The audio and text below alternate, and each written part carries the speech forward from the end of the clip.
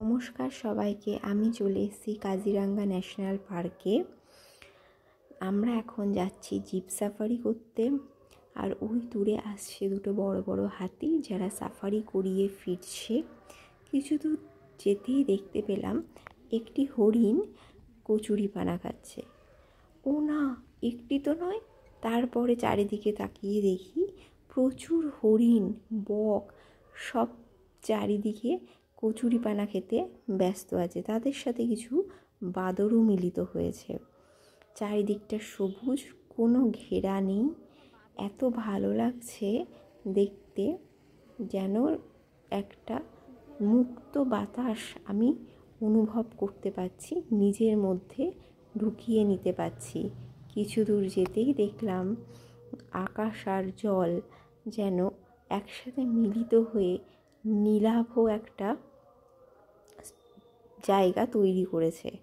তারপরেই দেখা দিল ঝোপের আড়াল থেকে দুটো গন্ডার দুটি ওখানে ঘাস খেতে ব্যস্ত ছিল। কিছু দূর যেতেই আমরা আরেকটি গন্ডারও দেখতে পেলাম, যেটি দাঁড়িয়েছিল জলের মধ্যে। তাকে ঘিরে কিছু বকও তার সাথে দাঁড়িয়েছিল। ওই দূরে আরও গন্ডার, এখানে এক শৃঙ্গ গন্ডার ছড়াছড়ি। আপনি সচরাচর এরকম কোথাও দেখতে পারবেন না, যেটা একটু দূরে দূরে গেলেই দেখা যাচ্ছে। তারপরে এগিয়ে যেতেই দেখলাম কিছু বুনো মোষ এখানে ঘাস খেতে ব্যস্ত। আর তাদের মধ্যে একজন যেন আর একজনকে তাড়িয়ে নিয়ে বেড়াচ্ছে, সেই যেন দলের মাথা। সবাইকে সেই ট্যাকেল করে বেড়াচ্ছে। আমরা এখানে কিছুক্ষণ তাদের মারামারি উপভোগ করে এগিয়ে যেতে থাকলাম সামনের দিকে। তারপরেই বড় বড় ঘাস, যেগুলোকে বলে এলিফ্যান্ট গ্রাস, তার মধ্যেই দেখতে পেলাম দুটো এলিফ্যান্ট, হাতি।